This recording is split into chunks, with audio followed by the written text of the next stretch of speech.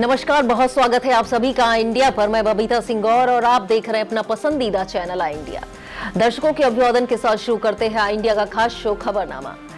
सुर्खियों वाले खबरनामे का आगाज सीतापुर लखीमपुर की बड़ी खबरों के साथ करेंगे, फिर आपको प्रदेश की महत्वपूर्ण खबरों से भी कराएंगे रूबरू। आज के खबरनामे में सबसे पहले बात करेंगे औचक निरीक्षण के दौरान डीएम ने गुणवत्ता से समझौता न करने की दी चेतावनी, और बात होगी शिक्षकों पर डीएम सख्त जीन्स टी शर्ट पहनकर स्कूल आने पर लगाई रोक। फिर बात करेंगे मेगा प्लान से बदलेगी महमूदाबाद सीएससी की सूरत, मरीजों को मिलेगी सुविधा। और खबरनामे के अंत में बात करेंगे सीतापुर में 14 दिसंबर को शहर समेत कई इलाकों में गुल रहेगी बिजली। लेकिन पहले नजर सुर्खियों पर।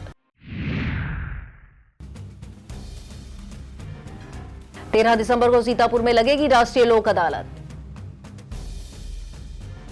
क्रिप्टो करेंसी के नाम पर 100 करोड़ की ठगी का खुलासा, 4 करोड़ की संपत्ति कुर्क। पुलिस के हत्थे चढ़ा 20,000 का इनामी बदमाश। जिला कारागार में बंदी की संदिग्ध मौत के मामले में होगी मजिस्ट्रियल जांच। सीडीओ की अनूठी पहल, अब हर महीने की 15 तारीख को कर्मचारी कर सकेंगे बात। कफ सिरप तस्करी मामले में ईडी का बड़ा एक्शन, 25 ठिकानों के साथ छापेमारी। यूपी को जल्द मिल सकता है नया डिप्टी सीएम। यूपी में कोहरे का ऑरेंज अलर्ट, अगले 3 दिनों तक घने कोहरे की चेतावनी। खबरनामे की खबरों की शुरुआत सीतापुर जिले की खबरों के साथ करेंगे।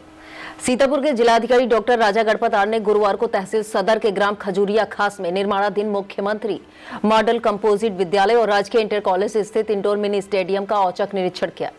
इस दौरान उन्होंने कार्यदायी संस्थाओं की नब्ज टटोली और निर्माण कार्यों की गुणवत्ता को लेकर सख्त रवैया अपनाया। डीएम ने स्पष्ट निर्देश दिए कि समस्त निर्माण कार्य मानक अनुरूप और समयबद्ध तरीके से पूरे किए जाएं। उन्होंने चेतावनी दी कि गुणवत्ता से किसी भी प्रकार का समझौता बर्दाश्त नहीं किया जाएगा। यदि किसी स्तर पर लापरवाही पाई गई तो संबंधित अधिकारियों के खिलाफ कठोर कार्रवाई सुनिश्चित की जाएगी। जिलाधिकारी ने मौके पर सुरक्षा मानकों और उपलब्ध संसाधनों का भी बारीकी से अवलोकन किया। उनका जोर इस बात पर था कि सरकारी योजनाओं का लाभ छात्रों और खिलाड़ियों को समय पर मिले, जिसके लिए निर्माण प्रक्रिया तेजी लाई जाए और पारदर्शिता बरती जाए। विस्तृत खबर के लिए आप देखिए इंडिया। सीतापुर कलेक्ट्रेट सभागार में बेसिक शिक्षा विभाग की समीक्षा बैठक करते हुए जिलाधिकारी डॉक्टर राजा गढ़पतार ने शिक्षा की गुणवत्ता सुधारने के कड़े निर्देश दिए। उन्होंने कहा किसी विद्यालय में निर्धारित एसओपी के तहत शैक्षणिक गतिविधियां संचालित हों और खंड शिक्षा अधिकारी प्रधानाध्यापकों को इसके लिए प्रशिक्षित करें। डीएम का पूरा जोर निपुण भारत मिशन पर रहा। उन्होंने स्पष्ट किया कि हर बच्चे को निपुण बनाकर जनपद को निपुण घोषित करने की दिशा में प्रभावी कदम उठाया जाए। इसके अलावा मिड डे मील की गुणवत्ता, बच्चों की 100% उपस्थिति और ड्रेस कोड के पालन पर विशेष ध्यान देने को कहा। जिलाधिकारी ने पारदर्शिता बनाए रखने के लिए कंपोजिट ग्रांट और अन्य मदों के आय व्यय का ब्यौरा विद्यालय की दीवारों पर पेंट कराकर प्रदर्शित करने का आदेश दिया। बैठक में बीएसए अखिलेश प्रताप सिंह और डीआईओएस राजेंद्र सिंह सहित अन्य अधिकारी मौजूद रहे। सीतापुर में शिक्षा व्यवस्था को पटरी पर लाने और विद्यालयों में अनुशासन का माहौल बनाने के लिए जिला अधिकारी डॉक्टर राजा गढ़पतार ने शिक्षकों के पहनावे को लेकर कड़ा रुख अख्तियार किया। डीएम के नए सख्त फरमान के मुताबिक अब जिले के परिषदीय विद्यालयों में तैनात शिक्षक, शिक्षा मित्र, अनुदेशक और शिक्षणेतर कर्मचारी जीन्स और टी शर्ट जैसे कैजुअल कपड़े पहनकर स्कूल नहीं आ सकेंगे। जिलाधिकारी ने स्पष्ट निर्देश दिए हैं कि विद्यालय अवधि में सभी को शालीन और फॉर्मल ड्रेस कोड का पालन करना अनिवार्य होगा, ताकि गुरु शिष्य परंपरा की गरिमा बनी रहे। डीएम के इस निर्देशों का असर धरातल पर दिखना शुरू हो गया है। पिसावा के बीईओ अवनीश कुमार ने तत्काल प्रभाव से आदेश जारी कर इसे अपने ब्लॉक में लागू कर दिया है। यह कदम हाल ही में डीएम द्वारा किए गए औचक निरीक्षणों के बाद उठाया गया है, जहां कई शिक्षक अनौपचारिक वेशभूषा में पाए गए थे। अब ड्रेस कोड का उल्लंघन करने वालों पर विभागीय कार्रवाई की तलवार लटक गई है। विस्तृत खबर के लिए आप देखिए इंडिया। सीतापुर के महमूदाबाद सीएससी की तस्वीर अब पूरी तरह बदलने वाली है। जिला अधिकारी डॉक्टर राजा गढ़पतार के मेगा प्लान के तहत इस अस्पताल को जिले के सबसे आधुनिक और हाईटेक चिकित्सा केंद्र के रूप में विकसित किया जाएगा, जिसकी सुविधाएं और रेनोवेशन किसी 3 स्टार होटल की तर्ज पर होगा। सीएससी अधीक्षक डॉक्टर आशीष कुमार ने आई इंडिया से साझा करते हुए बताया कि मरीजों की सहूलियत के लिए डिजिटल पहल की जा रही है, जिसमें मरीजों को एक यूनिक क्यूआर कोड दिया जाएगा और उनकी पैथोलॉजी जांच रिपोर्ट सीधे उनके व्हाट्सएप पर उपलब्ध कराई जाएगी। अस्पताल की निगरानी के लिए 24 घंटे एक वॉर रूम एक्टिव रहेगा। इसके अलावा इमरजेंसी सेवाओं को सुदृढ़ करते हुए बेडों की संख्या में बढ़ोतरी की जाएगी। एम्बुलेंस बेड़े में भी रिकॉर्ड इजाफा होगा। प्रशासन की इस पहल का उद्देश्य महमूदाबाद सीएससी को एक मॉडल अस्पताल बनाना है ताकि गंभीर मरीजों को बेहतर इलाज के लिए भटकना ना पड़े। विस्तृत खबर के लिए आप देखिए आई इंडिया। शहर क्षेत्र स्थित जिले के अलग अलग क्षेत्रों की बिजली आपूर्ति 14 दिसंबर को दोपहर 12 बजे से शाम 6 बजे तक बाधित रहेगी। इस दौरान उपकेंद्र हुसैनगंज ग्रामीण से 10 MVA पावर परिवर्तक को नवनिर्मित उपकेंद्र पर शिफ्ट किया जाएगा। यह जानकारी देते हुए अधिशासी अभियंता शैलेंद्र सिंह ने बताया कि इस दौरान ट्रामा सेंटर लखनऊ रोड से पोषित जमैयतपुर, धनीपुर, बिजवार, शांतिनगर कॉलोनी, मछरेटा, चुंगी व लखनऊ रोड की आपूर्ति ठप रहेगी। इसी तरह नैमिषारण्य फीडर के विकासनगर, चिलवारा, परसोइया, बनेहटा, कासिमपुर, जलालपुर फीडर के रहीमाबाद, सिकटिया, बुरपलिया, शिवपुरी, कैथाभारी, पहाड़पुर, धरैचा आदि क्षेत्रों की आपूर्ति बाधित रहेगी। उन्होंने बताया कसरैला फीडर के सराय मलुही, मीनापुर, बद्रीपुर, लहरपुर, खैराबाद देहात क्षेत्र के बिशुनपुर नगर, कनायतपुर, अशरफपुर, सरैया सानी और खैराबाद उपकेंद्र के कमाल सराय, अर्जुनपुर, माखूपुर, मियासराय, कसबाती टोला में दोपहर 12 से शाम 6 बजे तक बिजली की आपूर्ति ठप रहेगी। सीतापुर के 132 केवी उपकेंद्र महमूदाबाद से आपूर्ति किए जाने वाले विभिन्न क्षेत्रों में 14 दिसंबर को 1 घंटे के लिए बिजली की आपूर्ति ठप रहेगी। अधिशासी अभियंता अकील अहमद ने बताया सुबह 8 से 9 बजे तक रामपुर, मथुरा, महमूदाबाद ग्रामीण, महमूदाबाद तहसील, कोखरा कला, देवरिया, फतेहपुर आदि क्षेत्रों की बिजली आपूर्ति ठप रहेगी। जिला विधिक सेवा प्राधिकरण के तत्वाधान में 13 दिसंबर को सीतापुर में राष्ट्रीय लोक अदालत का आयोजन किया जाएगा, जिसके तहत बड़ी संख्या में लंबित वादों के निस्तारण की संभावना है। लोक अदालत का उद्घाटन सुबह 10:30 बजे जिला जज कुलदीप सक्सेना करेंगे। जिला विधिक सेवा प्राधिकरण के सचिव एवं अपर जिला जज नरेंद्र नाथ त्रिपाठी ने बताया कि राष्ट्रीय लोक अदालत जनता को तेज, सरल और कम खर्चीले न्याय का अवसर प्रदान करती है। उन्होंने कहा जिन मामलों में समझौते की गुंजाइश है उन्हें प्राथमिकता के आधार पर सूचीबद्ध किया जाए ताकि दोनों पक्षों की सहमति से मामलों का शीघ्र समाधान किया जा सके। सचिव ने कहा कि अधिक से अधिक वादी प्रतिवादी राष्ट्रीय लोक अदालत में उपस्थित होकर अपने प्रकरणों का निस्तारण कराएं, जिससे समय और धन दोनों की बचत होगी तथा न्याय व्यवस्था पर लंबित वादों का बोझ भी कम होगा। जिला विधिक सेवा प्राधिकरण ने इसके लिए सभी न्यायालयों को आवश्यक दिशा निर्देश जारी कर दिए हैं और अलग अलग बेंचों का गठन कर तैयारी पूरी कर ली गई है। विस्तृत खबर के लिए आप देखिए आई इंडिया। जिला ग्राम उद्योग अधिकारी जगदीश ने बताया कि आगामी 15 दिसंबर 2025 को लहरपुर तहसील के परसेंडी ब्लॉक के अंतर्गत ग्राम कन्नपुर धोंदी में एक दिवसीय भव्य जागरूकता कार्यक्रम आयोजित किया जाएगा। विपणन विकास सहायता कार्यक्रम के तहत आयोजित होने वाले इस शिविर का मुख्य उद्देश्य खादी और ग्राम उद्योग बोर्ड द्वारा संचालित कल्याणकारी योजनाओं को जन जन तक पहुंचाना है।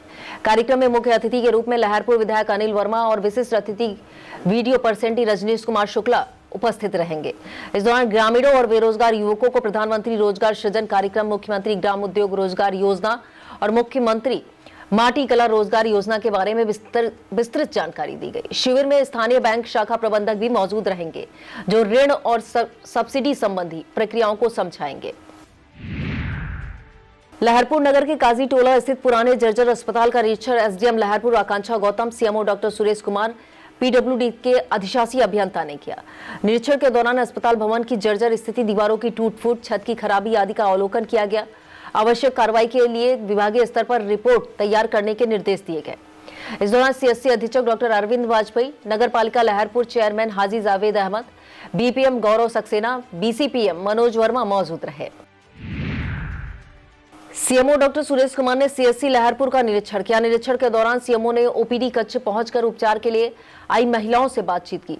सीएमओ ने इमरजेंसी प्रसूति कक्ष, लैब, फार्मेसी, टीकाकरण कक्ष आदि का बारीकी से निरीक्षण किया। इस दौरान सीएससी अधीक्षक डॉक्टर अरविंद वाजपेयी टीम के साथ मौजूद रहे। ब्लॉक कसमंडा क्षेत्र के ग्राम रूढ़ा में सहभागी शिक्षण केंद्र एवं वात्सल्य लखनऊ के संयुक्त तत्वाधान में कैंसर जागरूकता कार्यक्रम किया गया। कार्यक्रम में युवा प्रशिक्षण केंद्र के 40 से अधिक छात्र छात्राओं ने सहभागिता की। करीब 25 महिलाओं को कैंसर के लक्षण, जांच और बचाव के बारे में बताया गया। संचालन लखनऊ के रमाकांत द्विवेदी ने किया। इस दौरान कार्यक्रम समन्वयक रितेश मिश्रा, राजकुमार शर्मा, प्रगति सिंह, रंजना देवी मौजूद रही। लहरपुर नगर के प्राइवेट अस्पताल संचालकों में उस वक्त हड़कंप मच गया जब गुरुवार की देर रात सीएससी अधीक्षक डॉक्टर अरविंद वाजपेयी ने टीम के साथ औचक निरीक्षण किया। निरीक्षण के दौरान ज्यादातर अस्पतालों में डॉक्टर नदारद मिले। स्वास्थ्य विभाग की टीम ने वेलनेस हॉस्पिटल में छापा मारा, जहां एक प्रसव पीड़ित मरीज पाया गया। जिससे डिस्चार्ज कराया गया। रजिस्ट्रेशन संबंधी कोई प्रपत्र न मिलने पर अस्पताल बंद करने के निर्देश दिए गए। वरदान हॉस्पिटल में भी कोई डॉक्टर मौजूद नहीं मिला। विभाग ने जनता हॉस्पिटल और खाटू श्याम हॉस्पिटल में भी जांच की। इसके अलावा गैलेक्सी हॉस्पिटल, एसएन हॉस्पिटल पर छापेमारी की गई। अधीक्षक डॉक्टर अरविंद वाजपेयी ने बताया किसी भी हॉस्पिटल में कोई डॉक्टर नहीं मिले और न ही संचालकों ने आवश्यक प्रपत्र प्रस्तुत किए हैं, जिन्हें कागजात प्रस्तुत करने के लिए निर्देशित किया गया है। सदना क्षेत्र के कैनरा बैंक शाखा अनोगी में नेत्र शिविर लगाया गया। शिविर में 140 नेत्र रोगियों की जांच की गई। 70 मरीज ऑपरेशन के लिए चिन्हित किए गए, जिन्हें बस द्वारा आंख अस्पताल सीतापुर ले जाया गया। प्रधान प्रतिनिधि अनोगी राणा प्रताप सिंह गुड्डू की तरफ से आयोजित शिविर में डॉक्टर शीतल रेवाना, ब्रजेंद्र सिंह, सहनवाज आदि ने जांच की। ब्लॉक कसमंडा क्षेत्र के श्री ओम प्रकाश सिंह स्मारक पुस्तकालय एवं वचनालय का स्थापना दिवस मनाया गया। प्रधानाध्यापक अमरेंद्र प्रताप सिंह ने कहा, विद्यालय के शिक्षक सत्यप्रकाश सिंह के प्रस्ताव पर इसकी स्थापना हुई थी। इसका मार्गदर्शन प्रबंधक त्रिभुवन सिंह ने किया है। इसका लाभ विद्यालय के छात्र छात्राओं को मिल रहा है। इस दौरान शिक्षक रवि प्रकाश सिंह, गिरिराज यादव मौजूद रहे। थाना सदरा क्षेत्र में शीरे से भरा ट्रक टैंकर विद्युत पोल से टकराने से कई गांव की बिजली की आपूर्ति ठप पड़ी है। बताया जाता है सदना से रामगढ़ चीनी मिल जाने वाले मार्ग पर गुरुवार की रात ग्राम बरताल के निकट सीरे से भरा एक टैंकर विद्युत पोल से टकरा गया था। यह टैंकर हरदोई बघौली चीनी मिल से चलकर रामगढ़ चीनी मिल के लिए जा रहा था। बताते हैं घने कोहरे की वजह से यह हादसा हुआ है। लाइनमैन अमित कुमार ने बताया, बिजली की आपूर्ति होने में कम से कम 24 घंटे लग जाएंगे। ब्लॉक कसमंडा क्षेत्र में इंडियन फार्मेसी का उद्घाटन उत्तर प्रदेश उद्योग व्यापार संगठन के मंत्री सागर गुप्ता ने फीता काटकर किया। इस मौके पर पूर्व प्रधान इसरार अहमद, एकाग्र वाजपेयी, धीरेन्द्र सिंह, नीरज सिंह, अविनाश सिंह, तालिब, अनिकेत सिंह मौजूद रहे। ब्लॉक कसमंडा क्षेत्र के अलग अलग गांवों में किसान पाठशाला लगाई गई। इस पाठशाला का आयोजन कसमंडा कृषि विभाग द्वारा किया गया। इस दिनों तक चलने वाली पाठशाला में किसानों को दलहनी तिलहनी फसलों का उत्पादन बढ़ाने में विस्तार से बताया गया। किसान पाठशाला ग्राम कुरसंडा, बिटौली, मानपारा, सुल्तानपुर, मारूफ, विक्रम, सरैया आदि में लगाई गई। मानपारा में उप कृषि निदेशक डॉक्टर एसके सिंह ने किसानों को महत्वपूर्ण जानकारियां दी। इस दौरान सहायक विकास अधिकारी कृषि Kamruddin, technical assistant Brajendra Kumar, BTM Manoj Kumar, ATM Anupam Shukla, Mohit Tiwari, गोदाम प्रभारी मथुरा प्रसाद मौजूद रहे। सीतापुर की लहरपुर तहसील में शुक्रवार को प्रशासन का बुलडोजर अवैध अतिक्रमणकारियों पर जमकर गरजा। एसडीएम आकांक्षा गौतम, तहसीलदार मनीष त्रिपाठी के नेतृत्व में अकबरपुर गांव स्थित सरकारी तालाब के करीब 3.5 बीघा बेशकीमती जमीन को कब्जा मुक्त कराया गया। दरअसल गांव के ही रामनारायण, उमेश और पवन ने तालाब की भूमि पर अवैध कब्जा कर वहां 5 पक्की दुकानें तान रखी थी, जिनकी बाजार कीमत करीब 1 करोड़ रुपए आंकी गई। प्रशासन द्वारा बार-बार नोटिस दिए जाने के बावजूद जब कब्जा नहीं हटाया गया तो राजस्व टीम और पुलिस बल ने मौके पर पहुंचकर बुलडोजर से सभी अवैध निर्माणों को जमींदोज कर दिया। तहसीलदार ने स्पष्ट चेतावनी दी कि सार्वजनिक और सरकारी जमीनों पर कब्जा किसी भी सूरत में बर्दाश्त नहीं किया जाएगा। भूमाफियाओं के खिलाफ यह अभियान निरंतर जारी रहेगा। इस कार्रवाई से इलाके के अतिक्रमणकारियों में हड़कंप मचा हुआ है।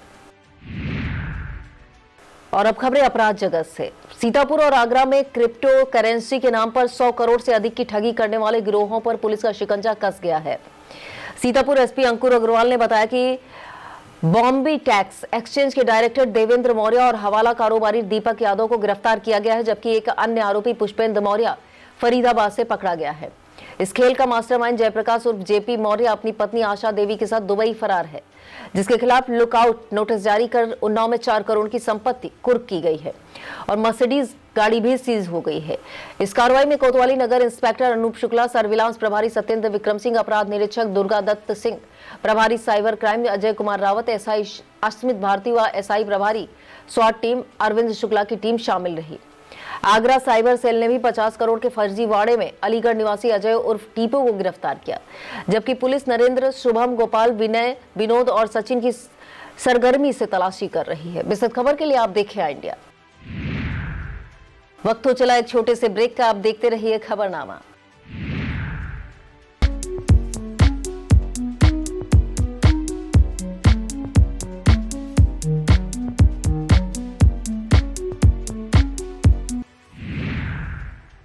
सीतापुर पुलिस ने 10,000 रुपए के इनामिया गैंगस्टर को गिरफ्तार करने में सफलता पाई है। अपर पुलिस अधीक्षक दक्षिणी दुर्गेश कुमार सिंह ने बताया, सीओ महमूदाबाद वेद प्रकाश श्रीवास्तव के नेतृत्व में थाना महमूदाबाद पुलिस टीम ने यूपी गैंगस्टर एक्ट में वांछित 10,000 के इनामिया अशोक उर्फ नन्हू को गिरफ्तार किया है।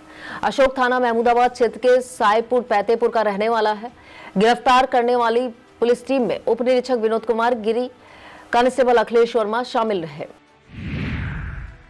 थाना सकरण पुलिस टीम ने 20,000 रुपए के इनामिया अपराधी को गिरफ्तार करने में सफलता पाई है। अपर पुलिस अधीक्षक उत्तरी आलोक सिंह ने बताया, सीओ बिस्वा अमन सिंह के नेतृत्व में थाना सकरण पुलिस टीम ने इनामिया वांछित देवेंद्र त्रिवेदी और प्रियांशु त्रिवेदी को गिरफ्तार किया है। यह थाना लहरपुर क्षेत्र के बहादुरपुर के रहने वाले हैं। इनके पास से लूटा गया माल भी बरामद हुआ है। यह करीब 4 महीने से वांछित चल रहे थे। गिरफ्तार करने वाली पुलिस टीम में वरिष्ठ उप निरीक्षक Satish Chandra, head constable Vikrant Singh, constable Ravi Yadav, Vishal Tomar शामिल रहे।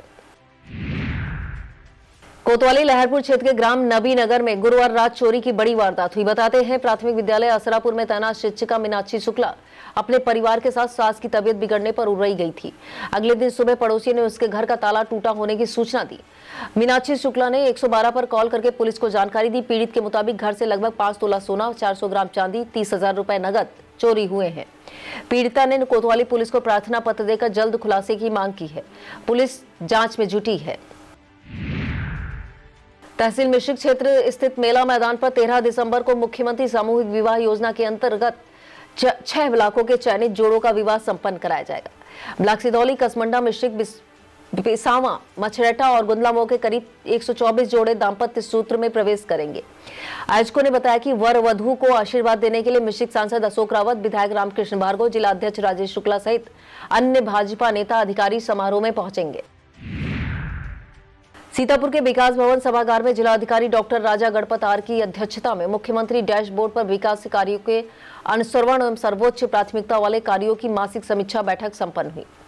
डीएम ने विकास कार्यों की धीमी गति और लापरवाही पर अधिकारियों को कड़े तेवर दिखाते हुए स्पष्ट किया कि सीएम डैशबोर्ड पर प्रदर्शित योजनाओं की नियमित समीक्षा, डाटा फीडिंग में किसी भी प्रकार की कोताही बर्दाश्त नहीं की जाएगी।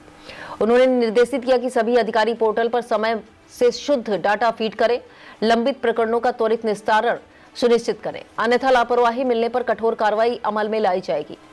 बैठक में विशेष रूप से खराब रैंकिंग वाली योजनाओं जैसे राष्ट्रीय आजीविका मिशन, मुख्यमंत्री आवास योजना ग्रामीण, पर्यटन विभाग की राज्य योजनाएं, सेतु निर्माण और छात्रवृत्ति वितरण की गहन समीक्षा की गई, जिसमें डीएम ने संबंधित अधिकारियों को कार्यप्रणाली में सुधार लाकर रैंकिंग बेहतर करने का अल्टीमेटम दिया। DM doctor Raja Ganpat R ने जोर देकर कहा कि निर्माण कार्यों की गुणवत्ता, समयबद्धता और पारदर्शिता से कोई समझौता नहीं होगा और अधिकारी स्वयं स्थलीय निरीक्षण करें। फैमिली आईडी बनाने की अत्यंत खराब प्रगति पर जिला अधिकारी ने गहरी नाराजगी व्यक्त की और अधिकारियों को निर्देशित किया कि वे लक्ष्य के सापेक्ष कार्य पूर्ण करें। यदि कोई तकनीकी समस्या हो तो तत्काल अवगत कराएं ताकि जनपद की रैंकिंग प्रभावित न हो। इसके अलावा ground banking breaking ceremony GBC 5.0 की तैयारियों को लेकर डीएम ने निर्देश दिए कि निर्धारित निवेश लक्ष्यों को समय पर प्राप्त किया जाए। जिले में शिक्षा, चिकित्सा, आबकारी, चीनी उत्पादन जैसे क्षेत्रों में नए निवेशकों को प्रोत्साहित किया जाए। एक महत्वपूर्ण निर्देश के तहत उन्होंने कमलापुर चीनी मिल के शीघ्र संचालन के लिए प्रभावी कार्रवाई सुनिश्चित करने को कहा। बैठक के दौरान सीडीओ प्रणता ऐश्वर्या, नगर मजिस्ट्रेट कृष्णानंद तिवारी, डीडीओ संतोष नारायण गुप्ता सहित अन्य संबंधित विभागों के अधिकारी मौजूद रहे। नैमिषारण्य तीर्थ स्थित शिव शक्ति आश्रम में अंतर्राष्ट्रीय कथाव्यास सुरेश दास अवस्थी का 45वां जन्मोत्सव धूमधाम के साथ मनाया गया। इस दौरान महामंडलेश्वर विद्यानंद सरस्वती 84 कोसीय परिक्रमा समिति अध्यक्ष नारायण दास, महंत संतोष दास खाकी, महंत राज नारायण पांडे, महंत सरोज दास, प्रीतम दास, विमलानंद सरस्वती, अंजनी दास, साध्वी मुमुच्छा, महंत अनुभव दास, राम सुमिरन दास ने अंगवस्त्र भेंट किया। इसके बाद भजन संध्या हुई। सीतापुर के रेवसा स्थित कस्तूरबा गांधी आवासीय बालिका विद्यालय में छात्राओं के बीमार होने का सिलसिला थमने का नाम नहीं ले रहा। जिला अधिकारी डॉक्टर राजा गणपत आर के निर्देश पर मुख्य विकास अधिकारी की अध्यक्षता में 4 सदस्यीय उच्च स्तरीय जांच टीम ने शुक्रवार शाम विद्यालय पहुंचकर गहन निरीक्षण किया। टीम में बीएसए अखिलेश प्रताप सिंह, डॉक्टर सोनाली विश्वास, मुख्य खाद्य सुरक्षा अधिकारी एसपी सिंह शामिल रहे, जिन्होंने भोजन और पानी में सैंपल भरने के साथ ही रसोई व छात्रावास की साफ सफाई पर की। चिंताजनक स्थिति यह रही कि जांच के दौरान ही शुक्रवार को 6 और शिल्पी, आंचल, गीता, खुशबू, निधि और साची की तबीयत बिगड़ गई, जिन्हें सीएससी से तत्काल रेफर कर दिया गया। बढ़ते प्रकोप को देखते हुए विद्यालय में अवकाश घोषित कर दिया गया है, जिसके बाद करीब 50 छात्राओं को उनके अभिभावक अपने घर साथ ले गए। बताते चले विद्यालय में लगभग 160 छात्राएं पंजीकृत हैं। फिलहाल प्रशासन जांच रिपोर्ट के आधार पर अगली कार्रवाई की तैयारी में है। इस दौरान सीएससी रेउसा अधीक्षक डॉक्टर अनंत मिश्रा मौजूद रहे। विस्तृत खबर के लिए आप देखिए इंडिया। ब्लॉक परसंडी के गांव पगरोई में जल निकासी की समस्या दिनों दिन गंभीर होती जा रही है। गांव की मुख्य सड़क और गलियों में नाली व्यवस्था न होने के कारण बारिश का पानी और घरों का गंदा पानी सड़कों पर फैलकर जमा हो जाता है, जिससे लोगों को आवागमन बेहद कठिन हो जाता है। पानी भरने से कीचड़ और बदबू की समस्या बढ़ जाती है, जिससे बच्चों, बुजुर्गों और महिलाओं को सबसे अधिक परेशानी झेलनी पड़ती है। ग्रामीणों का कहना है कई बार शिकायत करने के बावजूद जल निकासी की व्यवस्था सुधारने के लिए कोई ठोस कदम नहीं उठाया गया है, जिसके चलते हालात बदतर होते जा रहे हैं। स्कूल जाने वाले बच्चों को रोजाना गंदे पानी से होकर गुजरना पड़ता है। वहीं दुकानदार भी लगातार हो रही जलभराव की स्थिति से परेशान है। ग्रामीणों ने प्रशासन से जल्द नाली निर्माण की स्थिति सुधारने और स्थायी समाधान की मांग की है। और अब खबरें जनपद लखीमपुर खीरी से। जिला कारागार में विचाराधीन बंदी की मृत्यु मामले की मजिस्ट्रियल जांच एसडीएम सदर करेंगे। एसडीएम सदर ने बताया विचाराधीन बंदी सुरेश वर्मा की जिला कारागार खीरी में 27 व 28 नवंबर की रात संदिग्ध हालत में मौत हो गई थी। इस मामले की जांच उनके द्वारा की जा रही है। रामलीला निघासन में सांस्कृतिक कार्यक्रम संपन्न हुआ। कार्यक्रम में विभिन्न विद्यालयों के बच्चों ने सहभागिता की। इस दौरान नारी सशक्तिकरण, बेटी बचाओ बेटी पढ़ाओ, ऑपरेशन सिंधु जैसे कई नाट्य प्रस्तुत किए गए। सांस्कृतिक कार्यक्रम में ओम Sai public school, Sardar Patel academy Dhakerwa, आदर्श जनता विद्यालय खैरहनी, महंत गुरचरण दास स्कूल नानक नगर, Navyug public convince school Palia सहित कई विद्यालयों से बच्चों ने सहभागिता की। इस दौरान डॉक्टर निरूपमा दीक्षित, डॉक्टर सत्येंद्र मौर्य, वैष्णवी पांडे, के मौर्य, मनोज वर्मा, अंशुल दीक्षित, आनंद विनोद गुप्ता मौजूद रहे। पत्रकारों के विभिन्न समस्याओं को लेकर विधायकों को ज्ञापन सौंपे गए। सदर विधायक योगेश वर्मा, कस्ता विधायक सौरभ सिंह, पलिया विधायक रोमी सानी, धौरड़ा विधायक विनोद शंकर अवस्थी, गोला विधायक अमन गिरी को ज्ञापन सौंपा गया। नेतृत्व ग्रामीण पत्रकार एसोसिएशन के जिला अध्यक्ष मितेश अग्रवाल ने किया।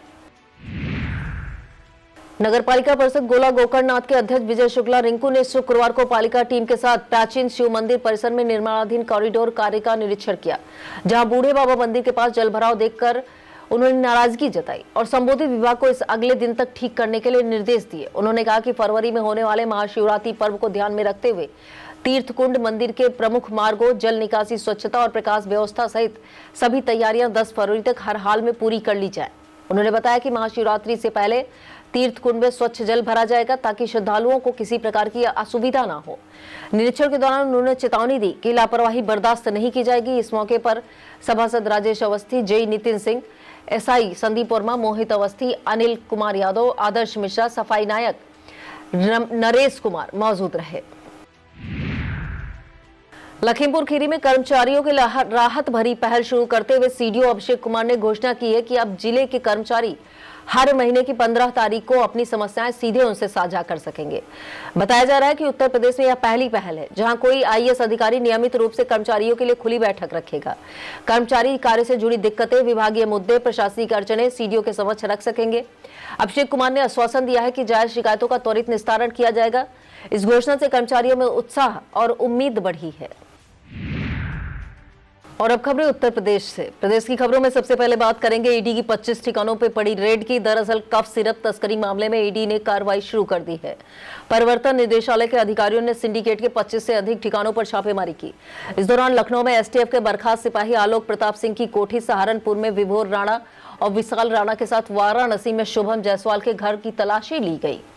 सूत्रों के मुताबिक इस दौरान कई संदिग्ध दस्तावेज, बैंक लेन देन से जुड़ी फाइलें, डिजिटल डिवाइस और कथित हवाला एंट्रीज से जुड़े रिकॉर्ड पाए गए, जिन्हें जब्त कर लिया गया है।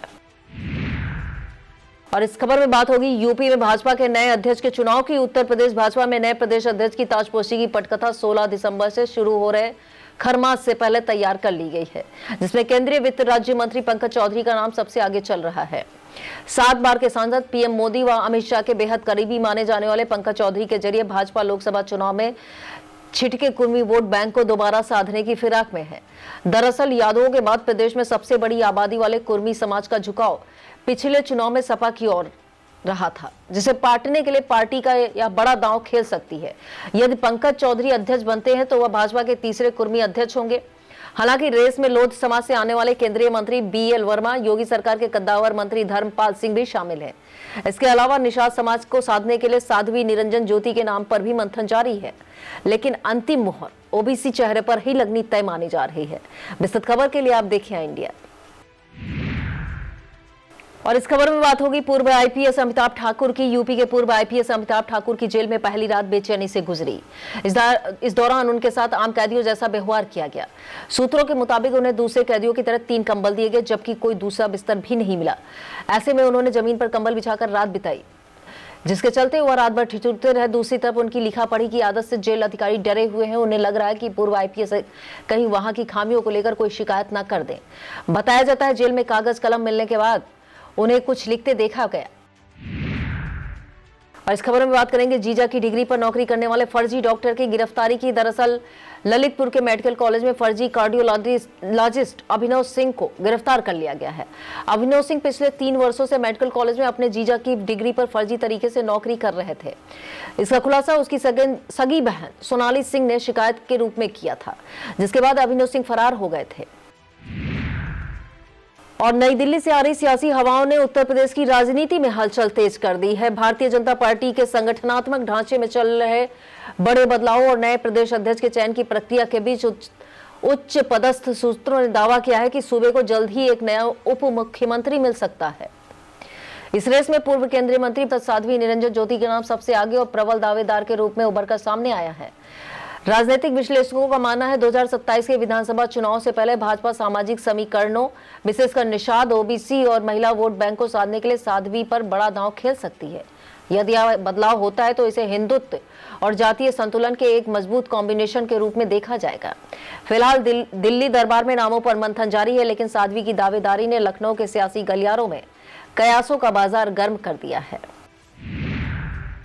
लखनऊ में भारतीय जनता पार्टी के भीतर चल रही सियासी गतिविधियों के बीच एक बड़ी खबर सामने आई है। सूत्रों के हवाले से मिली जानकारी के अनुसार भाजपा के राष्ट्रीय संगठन महामंत्री BL संतोष और मुख्यमंत्री योगी आदित्यनाथ के बीच मुख्यमंत्री आवास पर एक बेहद अहम और गोपनीय बैठक संपन्न हुई। करीब 1 घंटे तक चली इस मैराथन बैठक में सत्ता और संगठन के बेहतर तालमेल को लेकर गंभीर मंथन किया गया। सूत्रों का दावा है कि नए प्रदेश अध्यक्ष के नाम पर अंतिम मुहर और योगी सरकार के संभावित मंत्रिमंडल विस्तार की रूपरेखा इसी बैठक में तय की गई है। इसके अलावा सरकार की उपलब्धियों को जनता तक पहुंचाने और आगामी चुनावों की रणनीति पर भी विस्तृत चर्चा हुई। BL संतोष का यह दौरा और CM के साथ लंबी मंत्रणा स्पष्ट संकेत दे रही है कि केंद्रीय नेतृत्व उत्तर प्रदेश को लेकर कोई बड़ा और निर्णायक फैसला लेने की तैयारी में है। पूर्वोत्तर रेलवे की मान्यता प्राप्त union NI railway mess Congress ने अपने चुनाव विजय की वर्षगांठ लखनऊ मंडल में धूमधाम के साथ मनाई। मंडल रेल चिकित्सालय बादशाह नगर में आयोजित कार्यक्रम में मंडल मंत्री राकेश चंद्र वर्मा के नेतृत्व में यूनियन पदाधिकारियों ने मरीजों, तीमारदारों, OPD पेशेंट और अस्पताल स्टाफ के बीच फल और बिस्कुट वितरित किए। इस मौके पर मंडल रेल प्रबंधक, कार्मिक मुख्य चिकित्सा अधीक्षक भी मौजूद रहे। कार्यक्रम में लखनऊ जंक्शन, ऐशबाग, रानी शाखा और DRM ऑफिस शाखा के दर्जनों पदाधिकारी शामिल है। मंडल अध्यक्ष धर्मेंद्र गुप्ता, कोषाध्यक्ष इवेंद्र नागवंशी और मीडिया प्रभारी जयप्रकाश कुशवाहा सहित कई प्रमुख सदस्यों ने हिस्सा लिया। कर्मचारी हितों के प्रति अपनी प्रतिबद्धता दोहराई। यूनियन ने इस विजय दिवस को सेवा भाव के साथ मनाकर एक सकारात्मक संदेश दिया। और बात मौसम की, उत्तर प्रदेश में कड़ाके की ठंड के बीच अब घने कोहरे ने अपना दायरा बढ़ा लिया है, जिसे देखते हुए मौसम विभाग ने आगामी 3 दिनों के लिए ऑरेंज अलर्ट जारी किया है। मौसम वैज्ञानिकों के अनुसार पश्चिमी विक्षोभ और पूर्वा हवाओं के चलते अगले 4 दिनों में न्यूनतम तापमान 2 से 3 डिग्री सेल्सियस की बढ़ोतरी जरूर होगी, लेकिन कोहरे से राहत मिलने के आसार नहीं है। विशेष रूप से पूर्वांचल के उत्तरी जिलों और पश्चिमी उत्तर प्रदेश के तराई इलाकों में घना से बहुत घना कोहरा छाया रहेगा। इसके बाद 2 दिनों के लिए येलो अलर्ट जारी किया गया है। सुबह भी बरेली, गोरखपुर, अयोध्या, कुशीनगर, बस्ती जैसे जिलों में दृश्यता बेहद कम रही है। प्रदेश के अन्य हिस्सों में भी सुबह के समय धुंध और हल्के से मध्यम कोहरे का असर जारी रहने की संभावना है, जिससे यातायात प्रभावित हो सकता है। यह था आज का खबरनामा। आप देखते रहिए इंडिया। मुझे दीजिए इजाजत। नमस्कार।